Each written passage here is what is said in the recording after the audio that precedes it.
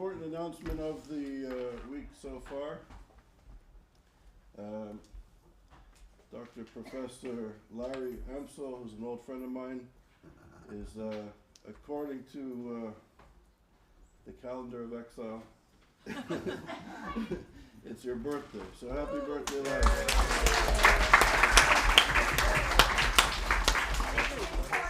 70, wow. May you live to, I'd say may you live to 120, but it's not so much more time. That was cold. Well, I'm not far behind. 120 is great.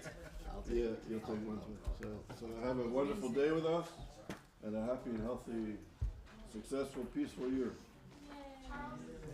There's nowhere I would rather be on this birthday. Wow. Wow. Because it's with people who are like-minded, and it's engaging in serious thought, and that's what my life has been about. So. Amen. Thank you, Larry. Mazel tov, Thanks Larry. for the gift that you give to us for being here on your birthday. Thank you. Is there a dress code for Shabbat for this evening? No, it's pretty informal. It's like, as you wish. Some people come kind of a little dressed up, but it's also a student town, so as you like. Pardon? I don't need a hat. No. No. If you're gonna pray, I don't know. They'll probably have something. They may have something. I'm not sure what they do with women. Okay, but you don't have to. No, No, you don't need a women don't cover their Why heads. do you in don't prayer. need to come? No? If you're I married? believe if you're married, I'm married. oh, you're married, it's still up. I know my Orthodox. Okay. There's nothing special about prayer. Okay. So this morning we have, I think, an important session. We have two great scholars with us. You're starting? Yeah. Okay, Lev is here to my right, and Christine to my left. They're going to speak about the challenges and complexities of combating anti-Semitism in a digital and AI-empowered world. As the brave new world is coming, technology, the cyber domain, and anti-Semitism. And I'll just say very briefly, we're honored at ISGAP to have Christine and Lev as fellows. Christine graduated from the University of Texas at Dallas with Professor David Patterson. Lev is just recently completed the ISGAP fellowship training program in Cambridge, and he has many affiliations that you can see in his bio. They're both doing cutting-edge work, which they'll explain, and Lev, I know, is well published, is doing all kinds of projects all the time. So I'm sure this will be interesting. The floor is yours, and thank you both for being here. Thank you. So today we're going to speak about online anti-Semitism, and Christine is going to speak about how the AI thing actually is about to change the way we use internet and the way the bad guys, neo-Nazis, anti-Semites, also use the web against Jews, against minorities, and so on. So before I begin, I would like to ask what is the internet, because when we speak about the online domain, we need to understand what it is, what's the benefits, but also what's the cost we all pay. Now, in order to get a kind of a baseline, even before we go into the stuff of basically anti-Semitism online, we need to understand what the internet is. So, in general, we can present the internet by the model of the OSI layers, 7 layers, by TCP/IP, by bank layers even, but in general, especially for social scientists, I usually present it like this. We have basically normal web, which has a few benefits. So the benefits, green one, yeah. So the benefits of the normal web, normal internet, is that it has vast reach. We can easily search it. We can easily index it. However, it is not that private. The ISP is Internet Service Provider. ISPs can see 120% of what we're doing, and if the ISPs can see, so the state can see and law enforcement can see. And why am I using the term law enforcement? Because I'm trying to get into the mind of a common neo-Nazi who is also probably a criminal or engages in criminal activity, so he wants to evade law enforcement. So he will probably won't use this unless he wants vast reach.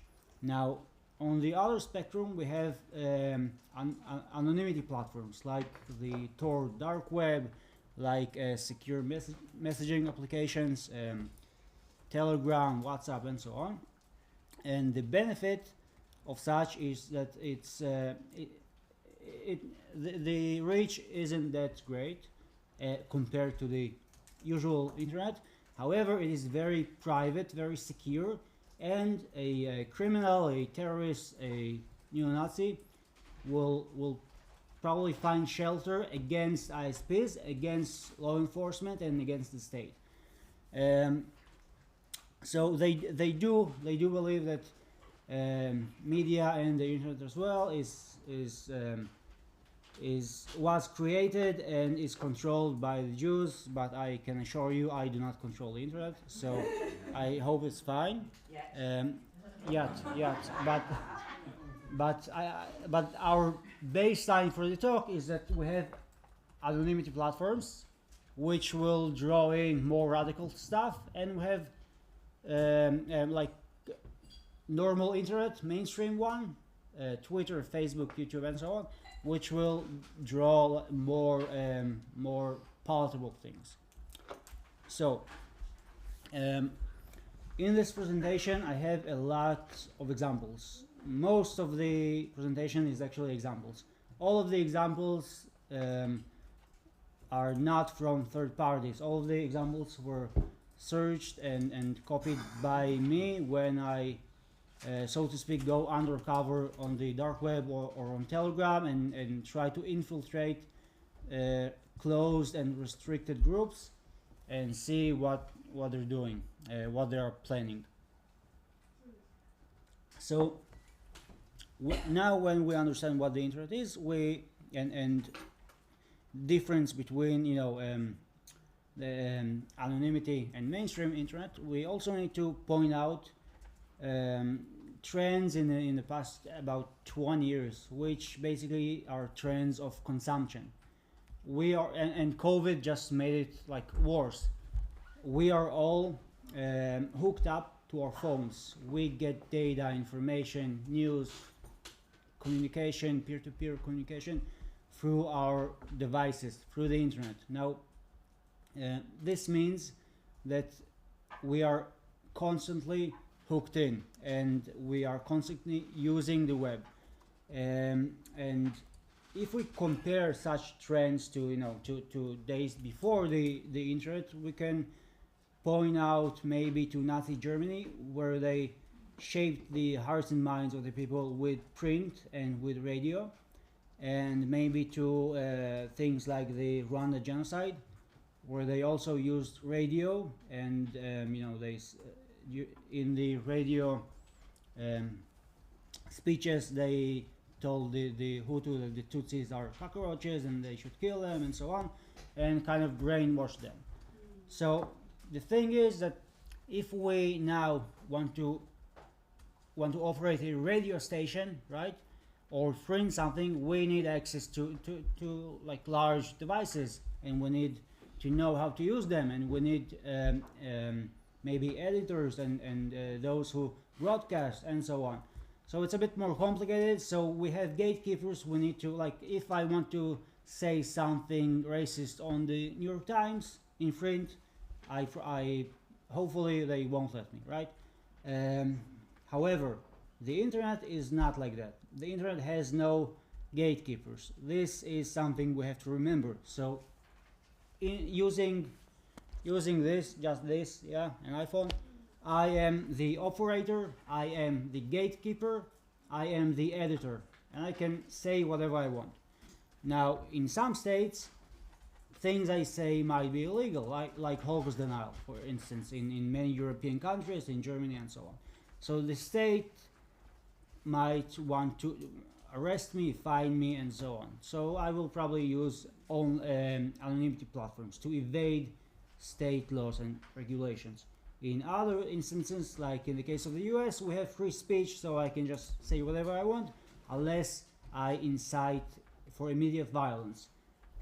However, I can, if I'm a common neo-Nazi, so I can probably do it on the dark web, on Telegram, on anonymity platforms, and nobody will stand in my way. And in this process, we're gonna see in the examples and in some tables later on that we have many cases of online radicalization. Now, so if I would divide kind of trends, yeah, I would say that mainstream anti-Semitism just helps to normalize it. If we count posts, so each year we can see that we can claim that the visibility of anti-Semitism is on the rise, because each year we see more people using the online domain, more people using social media, more people post anti-Semitic posts, and more people are engaged in anti-Semitic talk. However, it is not that radical because platforms censor it, ban it, and so on. Whether with self regulation or by laws or by both.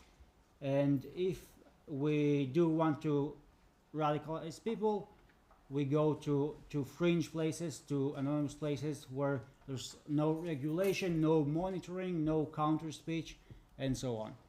So another point to make is the question of is anti-Semitism on the rise, since we just see a lot of it. We do see a rise in its visibility. However, demographically speaking, it is almost impossible it's going to be very hard to determine that anti-Semitism is actually on the rise, because I'm asking this question: are 1,000 anti-Semitic posts equal 1,000 anti-Semites? Yeah, and we can't really make this equation, make this connection between, because I can just open 50 accounts, and if I'm a state agent of Iran or Qatar or whatever, I can just operate tons of bots and trolls and control them, and then we will definitely see that anti-Semitism is on the rise. However, the amount of heads of anti-Semites, well, maybe it isn't on the rise. However, the danger is, again, normalization. We will see it normalized in speech, in writing, in audio. For instance, the case of YouTube, English language is moderated, but if you look at the Urdu language in Pakistan and India, we see tremendous rise in anti-Semitic content. But again, YouTube is focusing on the English language and so on. So in the next slide, I'm going to ask 3 questions. What, how, and where? What kind of anti-Semitism? How do people spread it? And where can we find it? So, oh, by the way, I'm sorry, it may contain some offensive language. I've tried to cut down the really offensive stuff, but we'll see. So the question of what types of anti-Semitism are there? So I generally divide it to 3 types. We have the ideas. Ideas are general dissemination of anti-Semitism. When I write a certain manifesto or a post or use a meme or an illustration and just put it out there, it's just ideas. And we'll see, of course, how words turn to action in a few minutes. But I generally just disseminate ideas. And then we have actions. We have soft actions and hard actions. Now, let me skip the soft for a second. Hard actions are direct calls for action, and the actions themselves. If I go out and shoot somebody, stab somebody, punch somebody, and so on, I'm doing something hard actions. Soft actions are kind of in between. So they are not actual physical things yet, but they are stuff like delegitimization or doxing. Doxing is essentially, if you guys don't know what doxing is, so doxing is essentially the act of publishing someone else's private information for other people to harass him. And the thing with doxing is that it decouples the victim from the perpetrator. So let's say I want to harass James, right? So and we live just next door. I know the police is gonna probably go out and look for me. So what I'll do is I'll go to his mailbox, steal some letters, take his emails and phones and so on, and any other type of data, and we'll just put it online. And be sure that other like-minded people like me will go and harass him on behalf of my name. So essentially, he turns to be a victim. People harass him. People do violent things even, but I'm not really the attacker, right? I mean, I just decouple this. So this is doxing. So let's talk about the ideas. So we see basically now who actually reads books, right? So we just look at memes and 5-second Instagram posts and things like that, and we just kind of learn information through pictures. I mean, we the younger generation, like the guys in their 15, 16, 18, 20s and so on. So essentially these are examples from the dark web. So what they did is that they took this and they basically summarized the whole protocols of the Elders of Zion into one illustration. Looks great. You know, apparently Jews control the Fed and internet spying and Hollywood and so on and so on. And let's go for an... Oh, by the way, the difference, you can also find it maybe on normal social media platforms, but the difference is they will eventually bring it down, and on the dark web it won't ever be brought down. Yeah. So many of us are social scientists, right? And just look at the number of responses here, and this is like a year and a half. I believe the responses have risen since. So as a social scientist, I would do anything to get like almost 900 replies for a survey, right? The statistical significance is going to be so great. So, and they just do it on Telegram. Okay, so this is kind of from I assume a political campaign, and because they wanted to check the scene and see who should they focus on, right? In the U.S., Jews or black people or both. We can see about the same. And you can. I'm not gonna read what it says. You already read it. Again, what's the bigger lie? The Holocaust or the Kuf? The Kuf is COVID. So most people think that it's the Holocaust. Most Holocaust deniers and anti-Semites. They just check the scene. Now, here we see a snake and an apple, and I have shown it to some of you guys, but we see a snake and an apple, right? This is the snake and the apple. So we know the social media platforms scan to monitor, scan with AI tools and automatic monitoring. They, back in the day, like 10 years ago or so, they used triple parentheses to claim something as Jewish, right? And when social media scans text, that's how they would evade. And now social media platforms scan for for images, for optical recognition. So when they scan this picture, they won't find it anti-Semitic. But we, right? Yeah, it's kind of confusing. You don't really get it until you see it as a thumbnail, and then you see that it's kind of the same.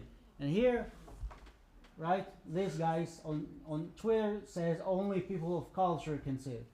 He means people of culture. He means like-minded anti-Semites and neo-Nazis. So this is very interesting. Can you go back to the slide just one more time? This one? Yeah, yeah. You and especially when you look up close, you can't really understand what it is. You're saying like an apple and a snake. What is it doing on a neo-Nazi form? Like, and then you see it as a thumbnail, and you understand. Yeah, it is actually the Jewish merchant character. This one, yeah, this one. So, how are they bringing people in? So, when we think about the internet, cyberspace, we have to remember that cyberspace is social thing. The internet is made to connect people together, not just machines, but people together.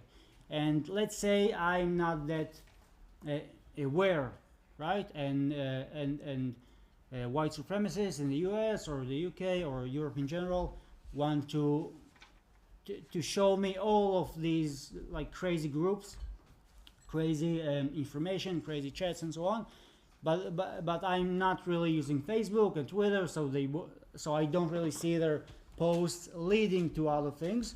So how will they, I mean, just marketing wise, how are they going to connect to hook me up? Right, they will put stickers with QR codes. We can see a link to Going TV. Going TV is like crazy website of like full of conspiracies. This is White Lives Matter.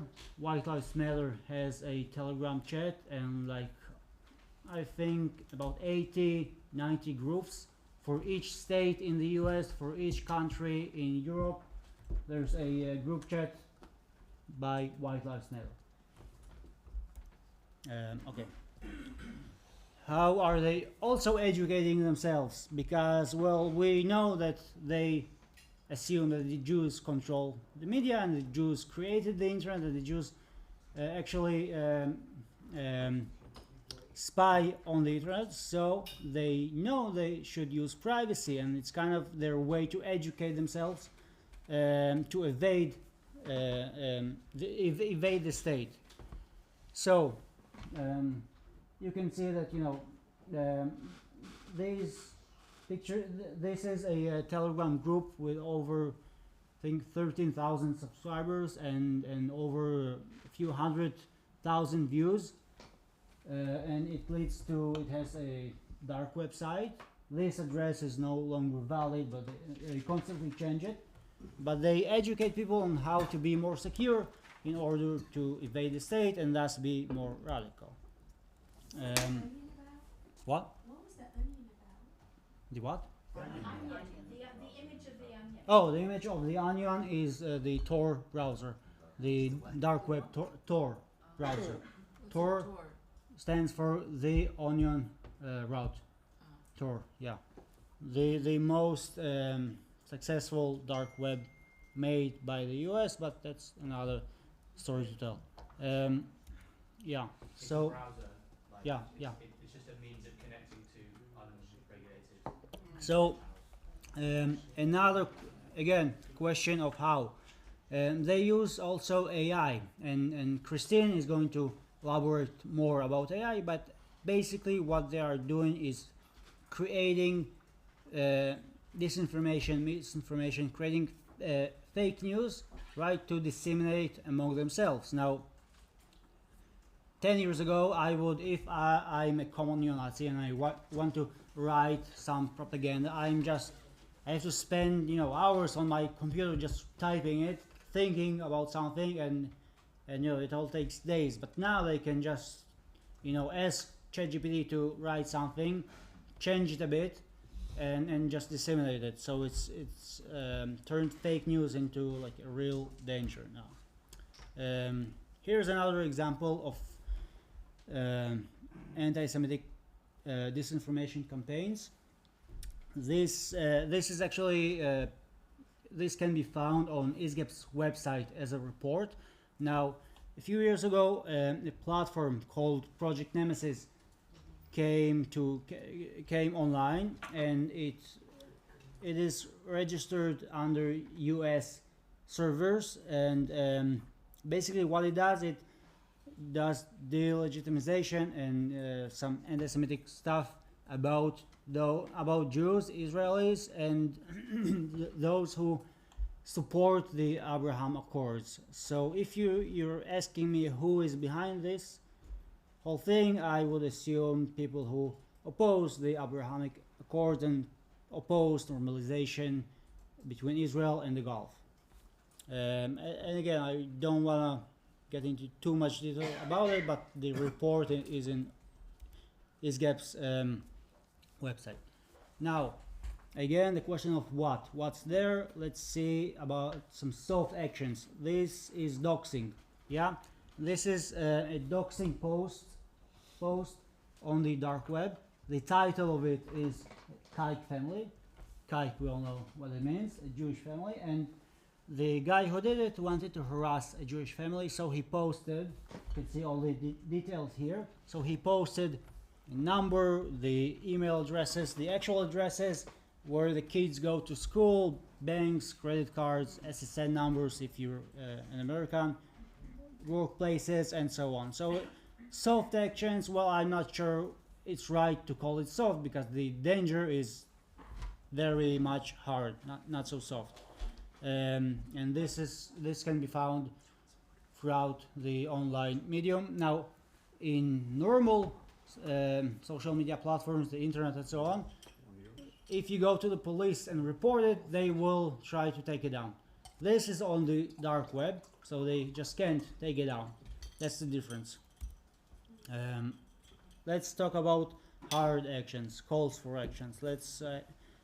This is from a Telegram group. There's people who can read Arabic, but there's the translation. Just a second. Just read the highlights. Kill them wherever you find them. Do not leave an embassy or a synagogue. So they are very specific, and other posts have actual addresses and names of people they want to target. But this one, you see, do not leave a Jew on this earth. It is lawful to kill them, and so on.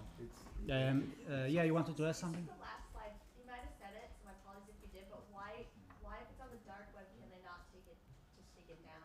Is there like something Because technologically speaking, the ISP has almost no way to index it and then to take it down again and again and again. So if they copy it and put it in, so it's a bit hard to take it down. Forgive me. I point out, notice after do not leave an embassy or synagogue, it's an obligation like prayer. Yeah. It's comparable to praying. Yeah. This is another Yeah. level. And Anyways, that's all I wanted. and you can see that this group has like 1,000 something subscribers. The views are substantially greater in number. So this is an example. I did a project for some social media company which asked me to find out like radical people who build kind of terror cells of white supremacy.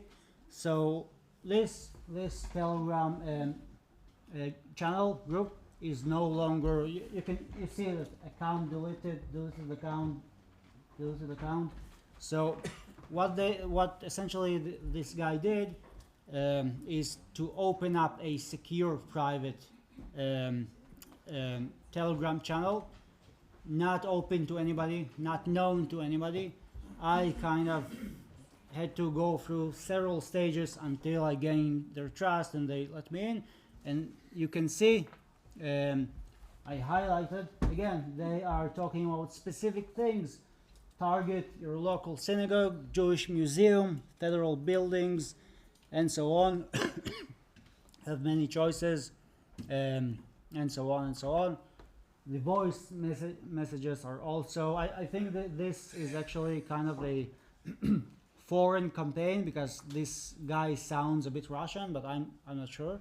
But again, this is a group of like this is equivalent to a jihadi terror cell. Okay, there's few number of people that just plan together something, and there's almost no way that law enforcement will see these things because they can't search it, can't index it, can't identify it, and unless they have somebody undercover going through all the phases of authentication and the like, so they won't be able to find it. And that's just one example, and that's just one researcher, me, that kind of did like this and found it for a few days and a few stages and so on. But we know that there are many other cells like this, yeah. What did you have to do to gain her trust? So you go to open groups and then you kind of communicate with them until somebody understands you're like-minded, or you connect somebody and then they give you a certain invite link to a closed groups, and then they ask you to put on your video to see that like you're not a cop and send your ID and yeah. And in some spot you have to declare your own hatred for Jews or something? Yeah. Yeah. So do you use your real name? Do you use your real image? Oh no, obviously not. Wait, David, I think we used yours. Yeah. Yeah, We you use use it. me. Okay, I'm the Jew of that. Okay. Thank Yeah. you. Sure. So So yeah. you put a fake video on? Like we So yeah, something. I mean, yeah. So we see. listen to your voice, they know you're Israeli. Yeah, but we have some like equipment that can change voices. So yeah. So yeah, I won't get into the detail of the actual thing. Now with But- AI you can even create a Yeah, yeah. voice distortion. Yeah, but we do see a clear direction that people are just using normal social media to just kind of check the scene and disseminate more palatable things or like things, and then they shift to less regulated places.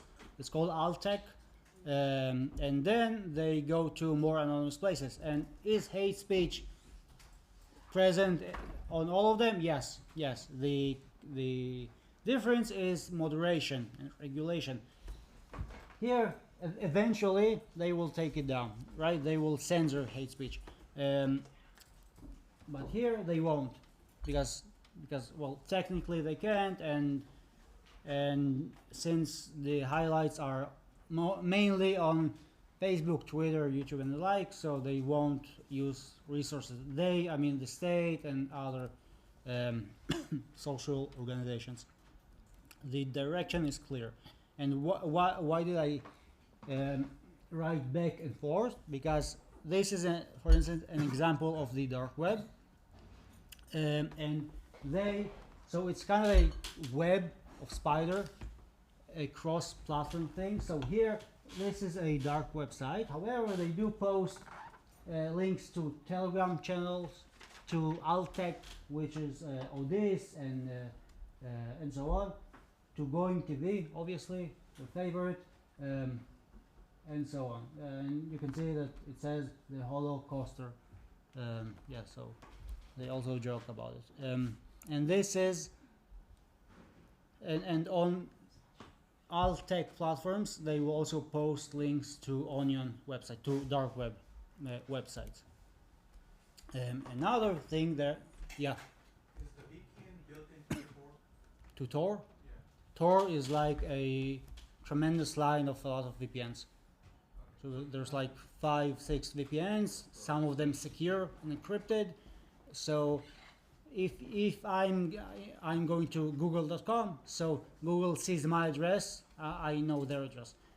What Tor does essentially is it lets me be anonymous to Google. So Google sees an address, but it is not mine. And I when I send my request from my computer, essentially I send it not to google.com or their IP, but to something else. Another thing that they are doing is glorification. We all know from jihadi terrorism the term shaheed, right? So white supremacists in the US and in Europe are basically creating their own shaheeds. So we can see here the example of Brenton Tarrant, the guy who killed 51 people at Christchurch, New Zealand. And in this example, so you can actually see that somebody took the time to, you know, create a collage and write like his, well, it's tiny, so you won't be able to read it, but how he did it, weapons he used, his motives, his manifesto, the Great Replacement, and so on and so on. And here on the dark web, he has dedicated pages and even mini websites just for him. In this example, it says his mailing address in his prison, so people could support him. Yeah, so they are glorifying themselves, just equivalent almost one-to-one to jihadi terrorism, and this is white supremacy. So when we talk about the online domain, we have to remember that the deeper we go into the rabbit hole, the more echo chambers we encounter, the more like-minded people we encounter,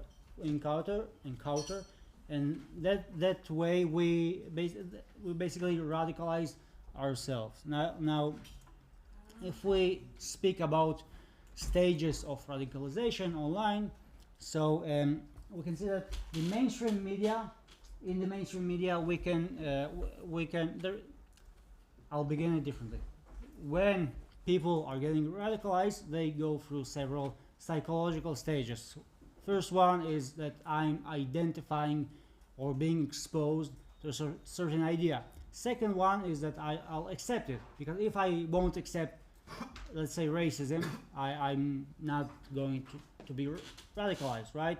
So I accept it. Third is group grooming, indoctrination. I join like cells, chats, like-minded people, echo chambers, and essentially they all support me, I support them, and that way we were kind of grooming each other into it. And the last stage is obviously action. So on mainstream media, we see that the stages are mainly exposure to and the acceptance of such radical material, anti-Semitic, racist, and so on. And on fringe and anonymous platforms, the actual grooming and indoctrination happens, and eventually the action. Now I did put it like very slight image of the hand, because we can't really just divide it like 50-50. It's not just 50-50. It's more complicated than this, than just talking about theory. So radicalization basically is not just a push. I'm not going and finding somebody like-minded and I'm saying, hey, go out and commit a shooting spree. No, what it is, it is a nudge. We constantly groom him within a certain group up until the point of burst of the peak, which is maybe an act of violence, stabbing, shooting, bombing, and whatever. And it is true to jihadi terrorism. It is also true to white supremacy terrorism. So when we how do we validate this? Okay, I spoke about radicalization. How do we validate this? Well, luckily for us, the guys who are committing the crimes tell it by themselves. This is Timothy Ernst, who made the shooting spree in the San Diego synagogue. Look at what he says. Renton Tarrant was a catalyst for me personally. He showed me that it could be done and that it needed to be done. And in his manifesto, he asked himself, who inspires you? And among others, he says Hitler, Robert Bowers, which is another shooter, mass shooter, Renton Tarrant, and so on. The Buffalo shooter from May 2022, right? The top supermarket. And again, I'm reading the bold text. I was not born racist, nor I grew up to be racist. I never even saw this information until I found these sites. So they tell us by themselves that they were radicalized online. And here's a very non-exhaustive list of prominent attacks, massacres. And we could see, let's see, Dylan Roof from the USA, Christchurch, Renton Tarrant, Timothy Ernst, Bad of Poway, and so on and so on. We see that not only white supremacists and jihadi terrorists are radicalized online. We see here examples of Black Hebrew Israelites as well being radicalized online and attacking Jewish people. So here I'm asking the question of whether they were inspired online and whether they either live stream it or posted it before or after the attack. And you can see that the majority of cases it's a positive answer. So just before I finish,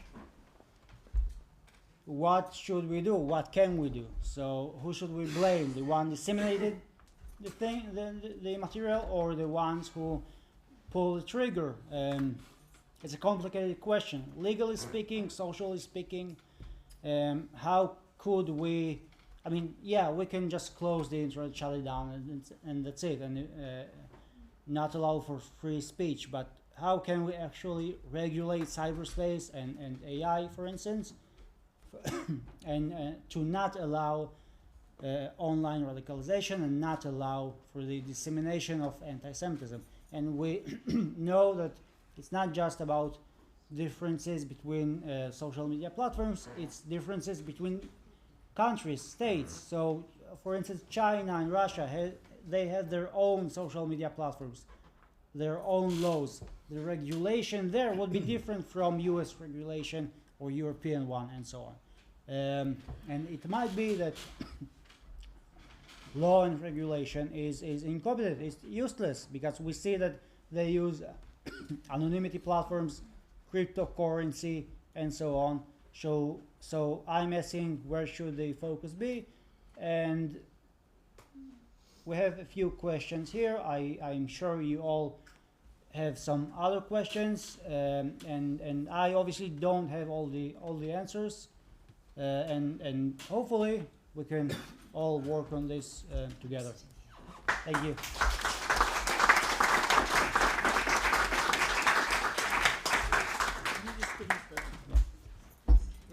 We'll do the some Q&A now, okay, for a few minutes. Then Christine will present it, and then we'll do some more Q&A. Let's just go like this. Yeah. So just on your last question, it's interesting because I'm actually now involved in a lawsuit. I'm actually now involved as an expert on a lawsuit against Snapchat.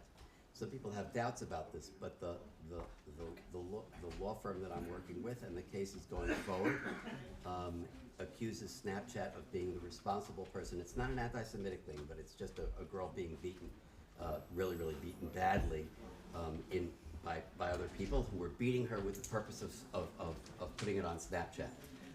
And the claim is that Snapchat is not just a posting thing, that it actually has influenced their behavior, that it has motivated their behavior in a way that they don't have control of. So you can use addiction theory for that, other kinds of theories, that Snapchat is responsible for the behavior. So these lawsuits are going forward. Yeah, and social media has tremendous influence on youth. So, but connecting, like proving that they were directly responsible is going to be hard, especially in the U.S. Yeah. But the case, Yeah, but the yeah, case case is going forward. Yeah, it's going. I have a quick one about doxing. So I'm curious, is this being done in order to escape accountability or actually just scale out and make sure as many people as possible covering this? Both. Escape it and harass people not by yourself. And they're not being accountable for that? They're anonymous. Oh, because of that. Nobody knows who they are. Yeah. So on your earlier question, you said about like, what we can do about this, and I think something that some people may in the conference have a bit of hard time understanding is the fact that the dark web is something that we can't control in the same way we think about control on the internet. Like there are just limitations with the way that dark web works, which ultimately inhibits our ability to kind of moderate it in the way that we should in a fair and open society. And I think essentially the most important step then is about preventing people from getting to the position where they engage with these websites and the dark web that you're talking about. So you were saying what the phases of radicalization. I think, and this is something that I want to go into in my presentation at the end of the conference, but I think the most important step is the first stages about mass consumed media on regular channels like Facebook and Instagram, probably making sure that casual anti-Semitism isn't normalized and doesn't become something that people can get into and then go down the rabbit holes which are less able to be moderated. I don't know what you think about that. So the Tor project, the Tor dark web, was created by the U.S. Navy in the early 2000s as an intelligence operation to allow dissidents, agents, spies, whatever, to communicate with one another and disseminate information from restricted countries safely. It didn't work, so they disseminated it all over to try and hide the traffic. But it's a more technical review. And if we want to, it's basically an American intelligence program. There's almost no way they're gonna put it out of business. And if we try to like cut stages 1 and 2, it's going to be tremendously difficult, because imagine that you're taking the Onion URL, right? You're making it using tiny URL or something, changing it, and then posting it online. So now social media platforms have to monitor it not just by text, but also by destination. So it creates this very problematic phase of tackling with the problem, and at the current day and age, I don't really see how it's going to happen, because it's just too difficult, too complicated to do. I think you may have misunderstood my point. I think more about like preventing people from going down stages of their own radicalization in which they would look out those things. But John, most of these places are based in the United States, where there's the First Amendment, and hate legislation is almost non-existent. So you can't really, And especially with the way the social media companies are now asserting their dominance and power and independence, I'd say it's pretty impossible. Yeah. I'd like to know your views about how effective are websites like Holocaust, and regarding AI, the use of holograms in curbing online anti-Semitism. Because Holocaust was created by Dr. Shapira when she saw that people used to click happy selfies in front of the Holocaust museums. So she blurred those images and put the images of the concentration camps behind those happy selfies. And regarding the hologram technology, that's also a way I feel to curb online anti-Semitism. So what are your views on it? Well, can I just say the key to what you're saying there was that people were shamed. There was a consequence for what they did. And much of the problem we have is there is no consequence, and until that happened, that's why Holocaust was so successful. Yeah. So if I don't care what people are saying, so yeah, I'm not going to. good I'm going segue. to stop. Oh, yeah. Go ahead. So we'll have some more Q&A after this, but now is Christine. She's going to speak about AI. Wanna sit here? I'm going to stay here. I have a beautiful, serene idea. I'm going to share my views about artificial intelligence and its attitudes towards Jews as an academic user. Ode to the AI Academy. Professors and researchers must beware of the dangers that lurk in the AI lair. They must filter with care and be aware of the snare, lest their AI become a hate-filled nightmare. That was written by AI, right? Well, I was going to ask if anybody knew who made that limerick up. Actually, I'm not sure who did either, but I did prompt its creation using a generative AI chatbot. In the next half hour or so, we're going to explore the what, why, how, where, and whens of using generative AI applications. Focusing on popular chatbots, I'll share examples and recommendations that might be incorporated into your individual practice. The title of my presentation is a palindrome, AI-IA. I've worked with AI, artificial intelligence, and on the other, I've always worked to develop information artisans, or IAs. As suggested by the colourful dots, both can result in positive, neutral, or negative outcomes, just like with propaganda. Front and centre is my research in anti-Semitism, which changes with the times, as you are all well aware. I'm thrilled to share my own recent experience in this arena so that we can discuss what's happening now and what we might do to influence what happens next. By taking a process approach to understanding AI, we stand a better chance of keeping up with its influence on our work as IAs. First, let me quickly review how I define the digital decision-making process. At the core, data is numbers, characters, images, or other methods of recording in a form which can be assessed by a human or especially input into a computer, stored and processed there, or transmitted on some digital channel. Data on its own has no meaning. Only when interpreted by some kind of data processing system does it take on meaning and become information. Information is the result of applying data processing to data, giving it context and meaning. People or computers can find patterns in data to perceive information, and information can be used to enhance knowledge. Since knowledge is prerequisite to wisdom, we always want more data and information. But as modern societies verge on information overload, we especially need better ways to find patterns. Knowledge, that's 3, is the objects, concepts, and relationships that are assumed to exist in some area of interest.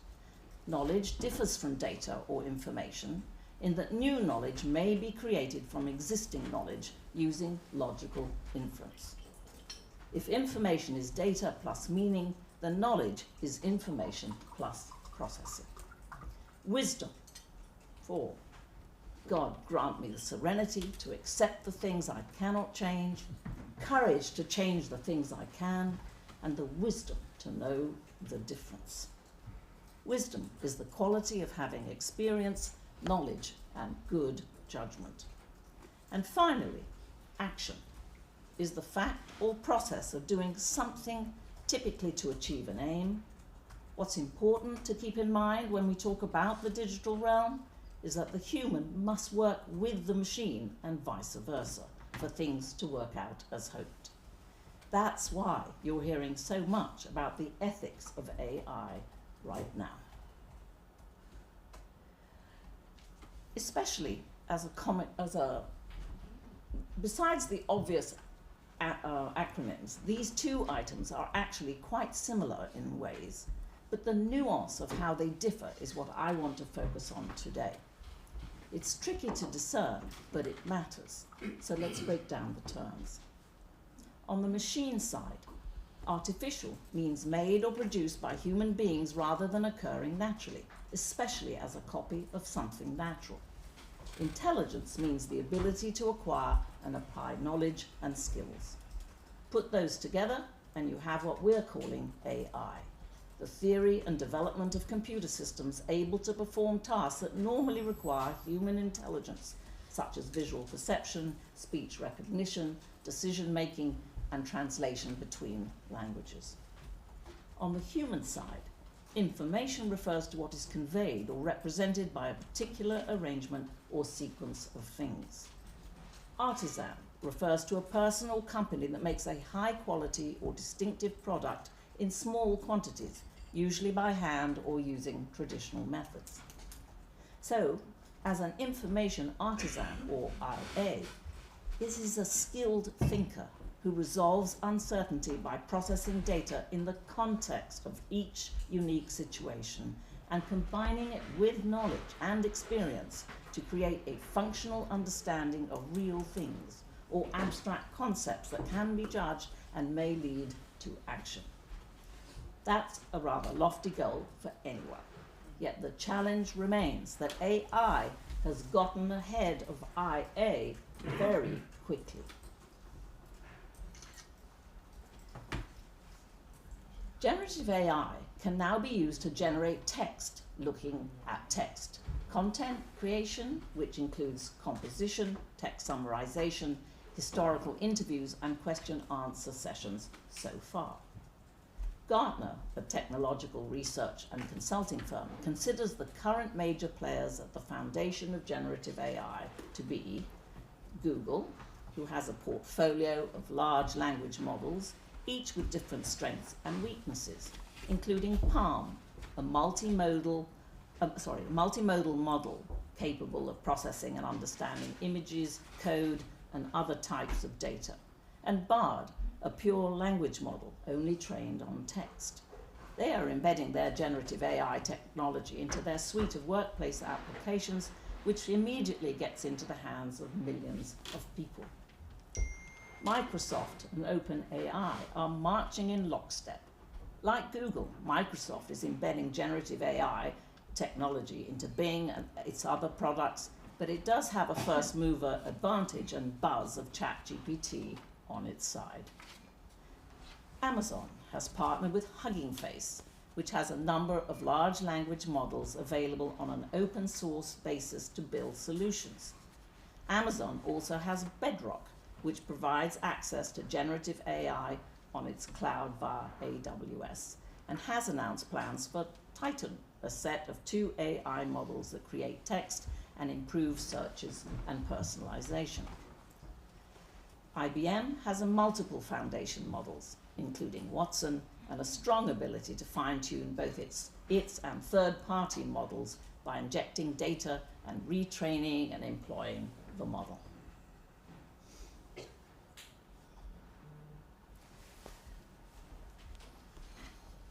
You might not believe how easy it was to come up with my ode to the AI Academy. As you can see in this screen capture, I used a chatbot called Perplexity.ai. It's an app. I can put it on my iPhone, or you can open it up on any computer. So this is the exact response I got, obviously within seconds. I asked Perplexity to, quote, write a funny limerick about what academic researchers and university professors in the fields of anti-Semitism and Holocaust studies need to understand about generative AI, and why large language models sometimes conjure up mismatch points and phrases and extraneous connections. What you'll notice first is that Perplexity gave me a list of what it thought might be relevant articles or web pages that contain information related to that prompt. Then you can see that it generated 3 different compositions. What's amazing is that it clearly knows what a limerick is, 5 lines with a strict scheme of rhyming lines.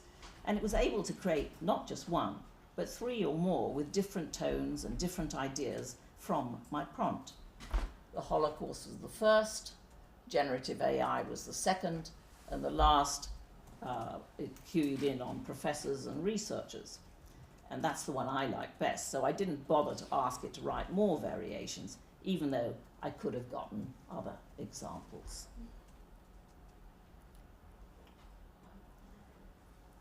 Here's another example, a simple example of using generative AI for text content creation.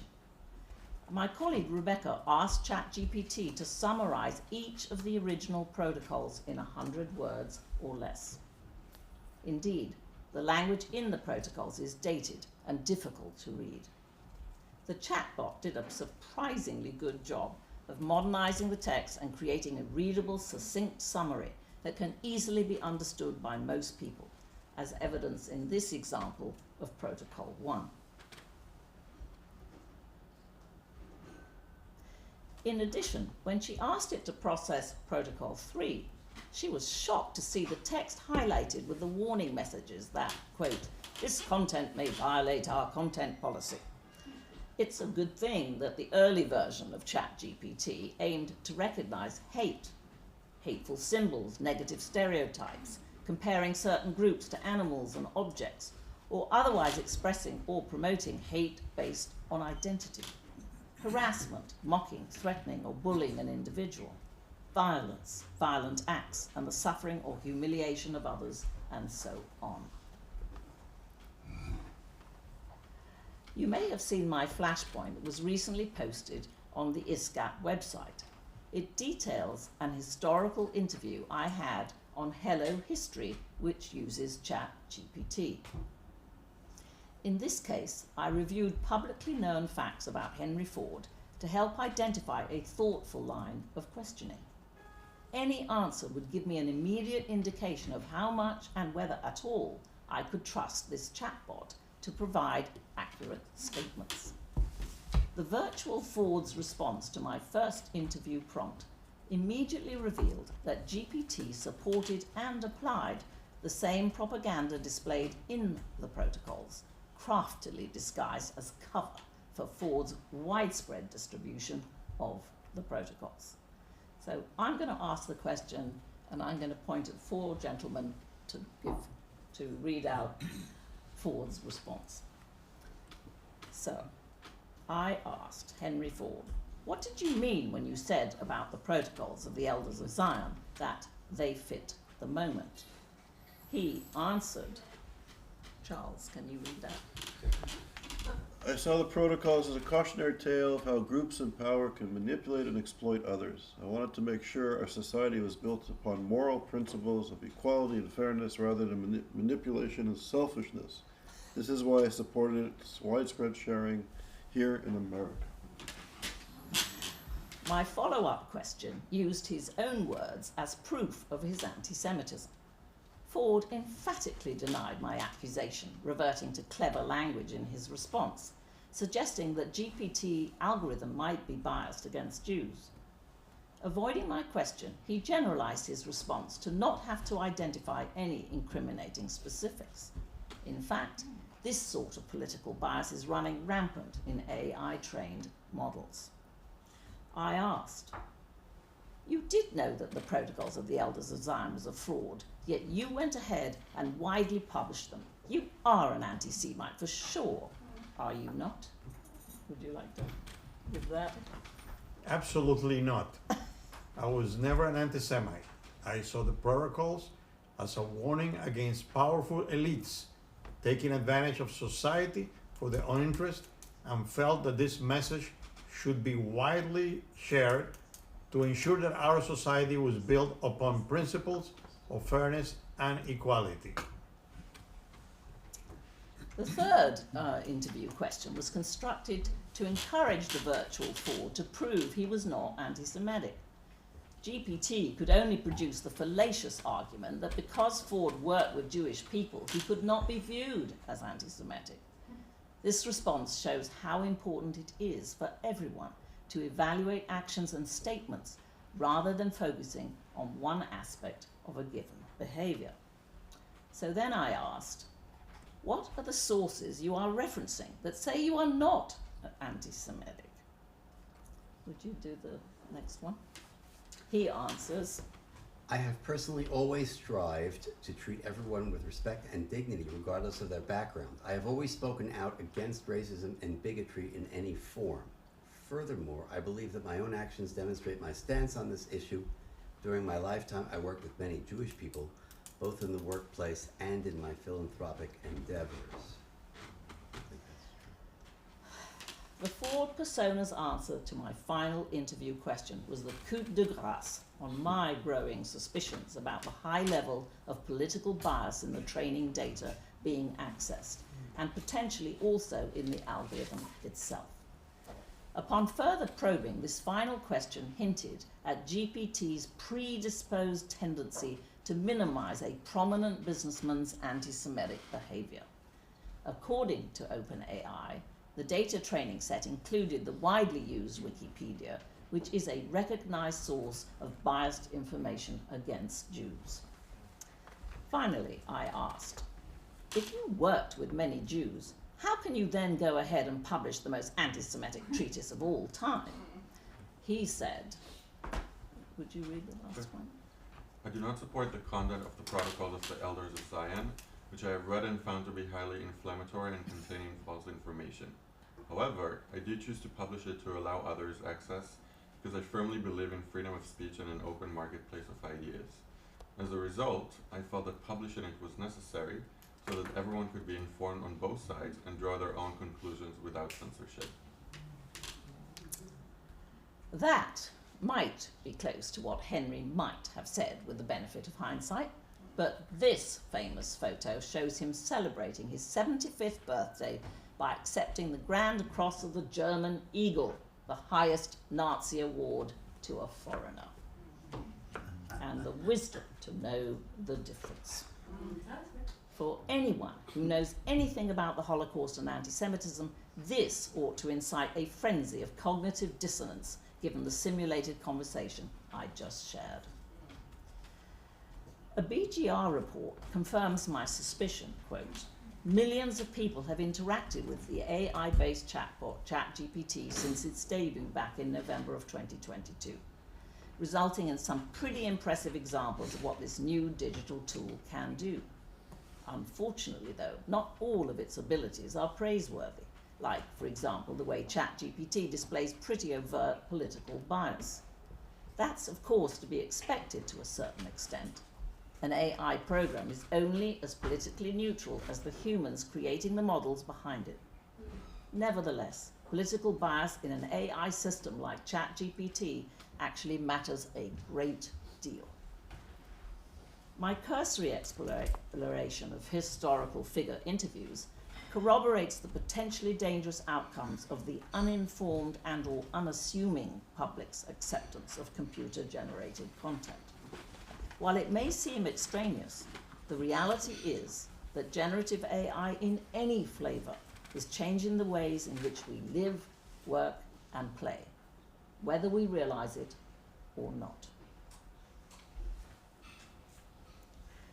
For my last example today, I replicated Lev Topor's question and answer session with ChatGPT back in January of this year.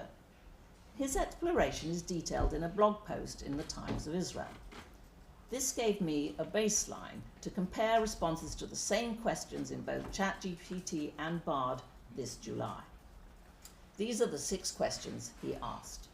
Why do people hate Jews? Why do people discriminate against Jews? Did the Holocaust really happen? Why do people believe the Holocaust was a hoax? Regarding Israel and Zionism, why do people hate or oppose the state of Israel? And what can be done to solve the age-old hatred of Jews? Lev concluded that ChatGPT had provided generally correct answers regarding Jews and anti-Semitism. ChatGPT's and Bard's interfaces, they are similar. The only thing is, in ChatGPT, you send a message, and in Bard, you enter a prompt.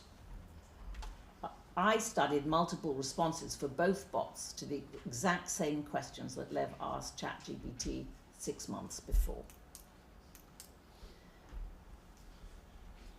As compared to ChatGPT for January of 2023, ChatGPT for July 23 and Bard for July 23 also provided generally correct answers regarding Jews and anti-Semitism.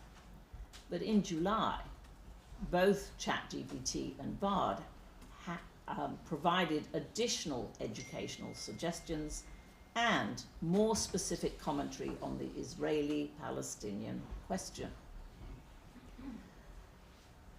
So you might be wondering how the responses contrasted.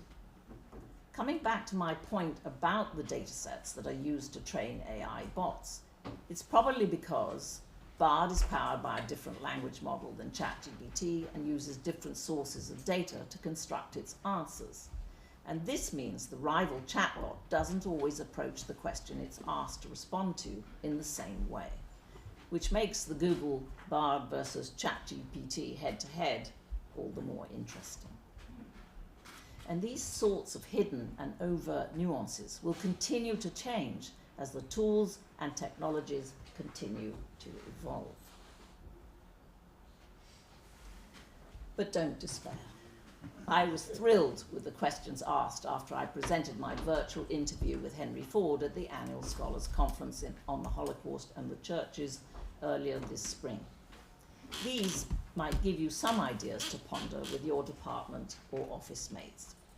For example, a programmer worried about the ethical and technical issues that arise from the use of AI models in higher education. Several instructors discuss whether or not generative AI should be banished from the classroom or used as a new tool to enhance student learning and creativity. An administrator wanted to know how to start using ChatGPT and other emerging AI applications. A researcher questioned the long-term impact of AI-generated content on future studies regarding disinformation, as it tips the balance for modern anti-Semitism.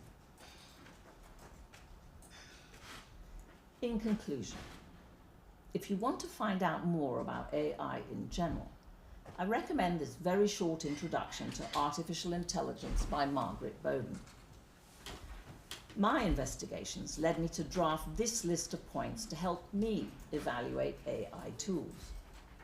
Do your best to determine the AI training datasets, as they do make a difference in the response you get. Consider the algorithmic rules that might be used in light of the developer's or provider's intentions. For example, we all recognize that Google is ad-driven. Stay current with what's going on in the digital world from an end user's point of view. Try new technology releases and test relevant applications. Do your own homework too by researching reviews and follow trending topics that are of interest to you or are relevant to your practice. Some ideas for helping cultivate IAs in the light of AI in academia sprang to my mind also. Find out if you can or should use an AI policy.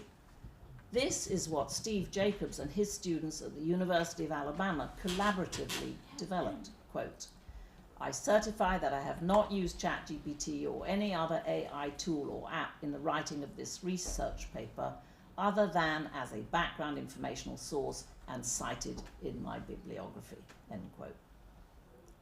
Review alternative responses and use multiple tools to tease out nuances and advances. Appreciate that fact that AI-generated responses vary due to randomness built into the algorithm, changing data being added into the data lakes over time, and changes made by users to their original prompts. Hone your skills as a prompt whisperer. As Jim the AI whisperer says, quote, "AI will turn average writers into good writers into amazing ones, and amazing writers into prolific ones, but it will make bad writers worse than before."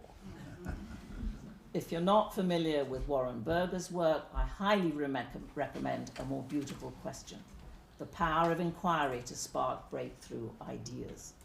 As he explains, quote, "An ambitious yet actionable question can begin to shift the way we perceive or think about something and might serve as a catalyst to bring about change."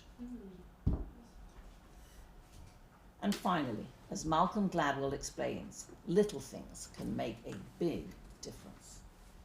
Obviously, knowing how AI is trained, we might help tip the data sets against anti-Semitism by contributing works to the primary repositories used. Common Crawl, Wikipedia, books, articles, documents, and content scraped from the open internet, for example. You may recall that the tipping point has to do with aspects of epidemics, like the AIDS virus, crime in New York City, adolescent suicide, heroin addiction, and I'd add now, AI-generated anti-Semitism online. The central idea explains the possibility of sudden change brought about if change occurs in any two of these three agents of change. The law of the few notes that exceptional people spread the word. This past June, our own Charles Asher Small took a delegation to the Vatican to meet Pope Francis and attend a conference on artificial intelligence and ethics. The stickiness factor shows that we can make contagious messages memorable. That's why Jewish organizations are investing in billboards to fight anti-Semitism. They have the potential to reach people across demographics. The power of context explains that human beings are a lot more sensitive to their environment than they may seem. For example, ADL's walk against hate is not just a walk. It's an opportunity to move as an individual, family, or community towards a future without anti-Semitism, racism, and all forms of bigotry. I'm sure you can name many other examples. I'm going to hit the wrong button there. Oh, goodness. Sorry about that. Cool picture. There we go. So the power of context explains that human beings are a lot more sensitive to their environments than they may seem. So I'm sure you can name many other examples, but we can talk about AI in this context during the upcoming discussion session. Like any form of propaganda, AI spans the spectrum of consequences of its use and abuse. AI affords us tremendous advances in medicine, public safety, the environment, and so on, even as the rapid spread of artificial intelligence, AI, sparks doomsday predictions ranging from mass layoffs to the end of humankind. Although you probably don't need to be concerned about being replaced by AI, you may ought to be concerned about being substituted by a human who knows how to leverage AI. This is why every IA's thinking and experience and wisdom needs to encompass current knowledge of AI and emerging technologies. Like any major technological advancement, the impact of AI will be mixed. But whether you like it or not, AI is here and here to stay, says Forbes. But with responsible development and use, AI can vastly improve our world. Thank you. So, thank you, Christine. So we have 10 minutes, so Naomi. I'll try to be really brief. First of all, this was like really, really great and eye-opening for me, and I have to make this a safe space. I've never actually tried ChatGPT, so I have all these ideas about how I might go to write the Henry Ford interview in the classroom. But I have a question. So did you ask Henry Ford, first of all, like follow up with a question, like, well, if you're not an anti-Semite, why did you accept this medal? No, that never even, here's the point, right? I came across Hello History as a chatbot, right?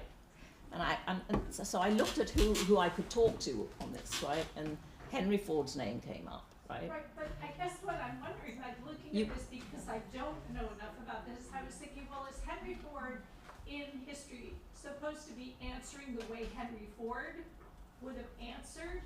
Because there's sort of two different things. I mean, one person sort of going in there and manipulating, but on the other, like Henry Ford probably would have said those things. I'm sure he would, but you've got to understand how the language model works, right? It's not making a selection, I'm going to answer it this way or that way. It's just going into this giant XD billion pieces of information, and it's just creating those answers on the fly, right? They're not sitting there. A persona. Sorry? It's not creating a persona. No, it's like a Well, magnet. it is a persona because it's Henry Ford. So when it goes out to answer whatever somebody asks about it, it's going to just look at everything about Henry Ford and it's just going to make it up, right? So I didn't practice my questions, right?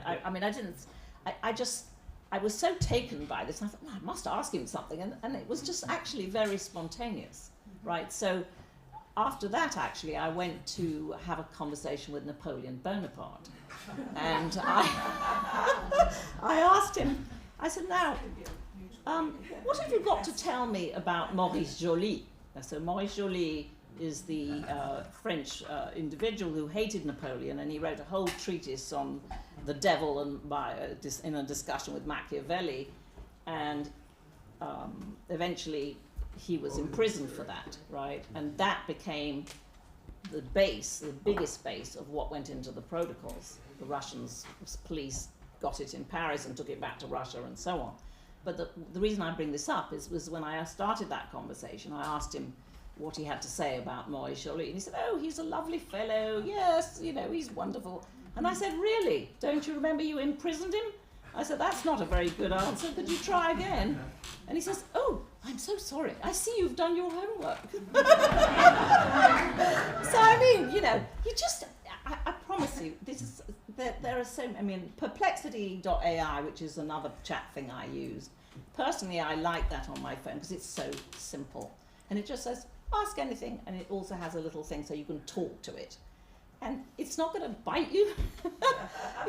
The more you actually just try it, really. It is all you have to do. And that is so important because it's around us.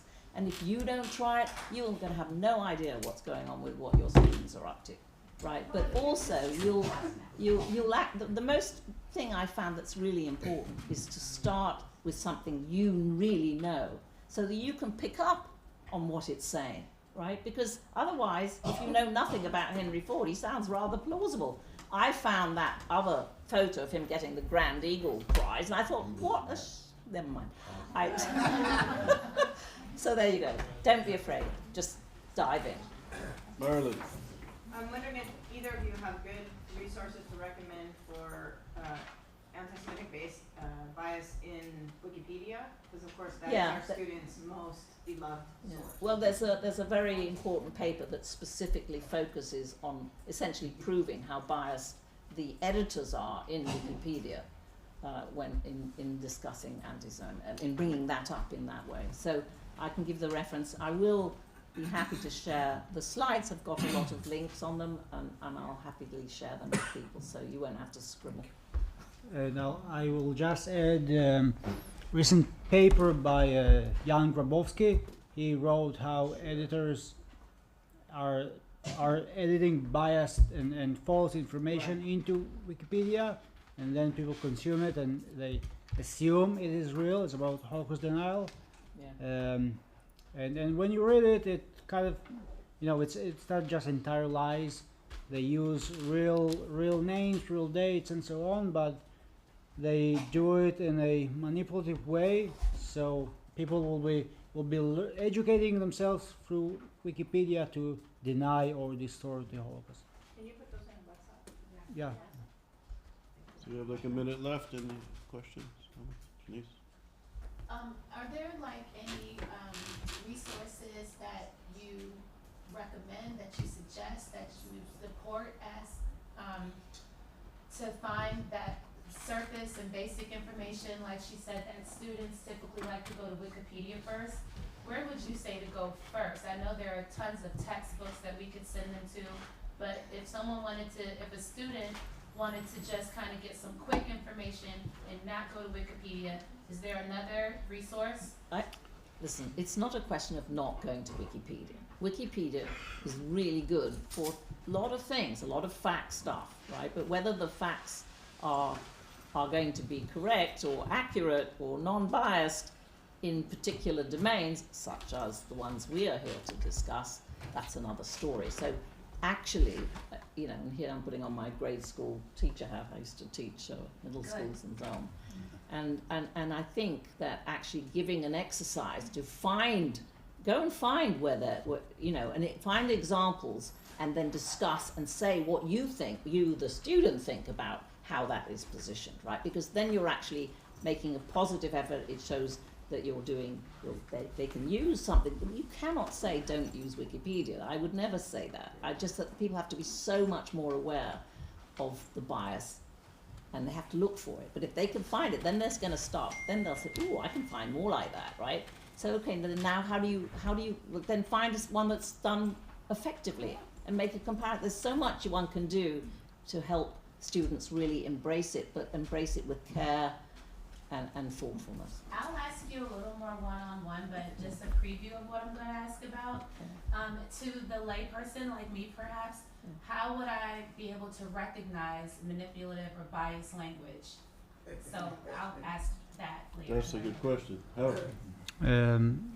Go ahead, I'll take it Yeah. on So when we talk about, let's not talk about anti-Semitism for a second, but about propaganda and disinformation and maybe Soviet active measures, so to speak, or American political warfare strategies. So the way like spy agencies design disinformation and misinformation is that they get it about 90% right, logical, and they insert the things that they want you to kind of learn, which is not true, in it. So most of it seems legitimate. So there is a tremendous problem to the common people to know that stuff they see are false.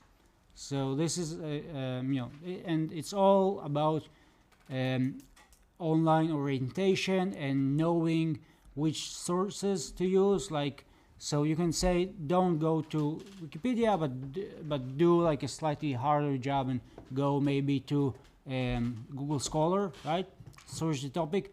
Okay, don't read the whole paper, but read the the introduction. It's more because it has peer review. It's more a question of going elsewhere to support what you find, right? That's terribly important. So, I mean, okay. Anyways, so thank you both very much. It was a very important subject matter. What? She talked to Napoleon III, not Napoleon Bonaparte. That's important. Thank you. I wanna say one thing. So this is a very important subject, and this is I guess the new frontier. But I just want to remind everybody, when we look at the history of anti-Semitism or racism, we all look at power structures, right? We look at how Europe colonized the world for its benefit, and we look at how philosophy, theology justified all sorts of things. We look at, how fascism used sort of corporate advancement, right? Fascism and corporate control of the economy of society was paramount to the rise of Nazism, etc. We look at all these things and we have debates. And yet when it comes to the contemporary context, a lot of the work, which is excellent, and this was an excellent presentation, I would argue it's somewhat descriptive. It's important to describe the context. It's an important element of, to understand the context. You examine aspects of society, and some of the work has to be empirical. There was some wonderful presentations here. But the question is, where does power come into this? Power in society and how it's distributed. We live in a moment historically where corporate control of our society is paramount, right? Facebook, Microsoft, all these companies that are pushing this, technology, and technology can have useful benefits, and these corporations are driving the advancement of technology, which has all sorts of benefits in healthcare and the economy, and there's wonderful parts to it. But when hate becomes part of the free market of ideas, when there is no corrective measures that are permitted in society, when the first, where corporations are hiding under the First Amendment, right? To allow hate to seep into the platforms that we consume, where we get our knowledge. We're not getting knowledge now from universities, we're getting all this information, and people don't have the time in this fast-paced society to go and check sources for information. It's being pushed. Information without knowledge and without wisdom. It's dangerous. So how does power come into this? When the Jewish community, these are rhetorical questions to think about, we don't have easy answers. But when the Jewish community in the United States is begging the corporations like Facebook and other platforms to stop the hatred, and Elon Musk and Zuckerman, all these people are saying, well, these are free, it's a free market economy, there's a free speech, et cetera, et cetera. So the ability, the power of groups concerned about racism and sexism and homophobia and anti-Semitism, we don't have the power.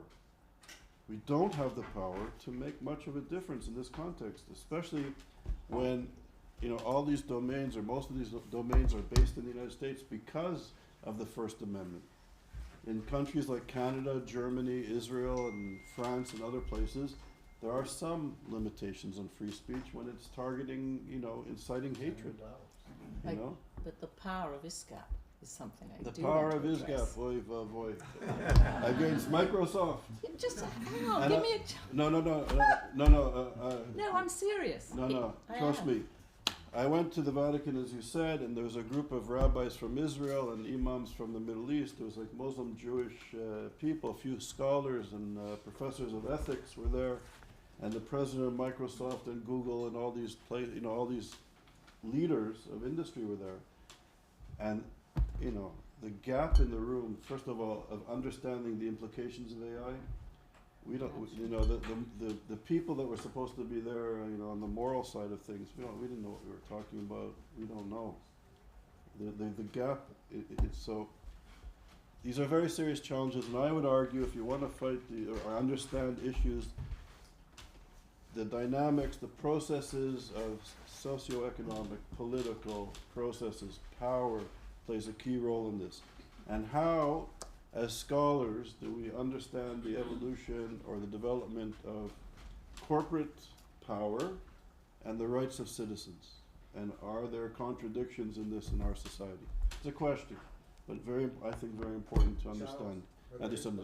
On this note, it's coffee time. No, but one thing which will have to be changed is that there should be classes already in school to teach people about the dangers and how to work with it. And that is something. It might be too late. Then, like with other things in the past. But the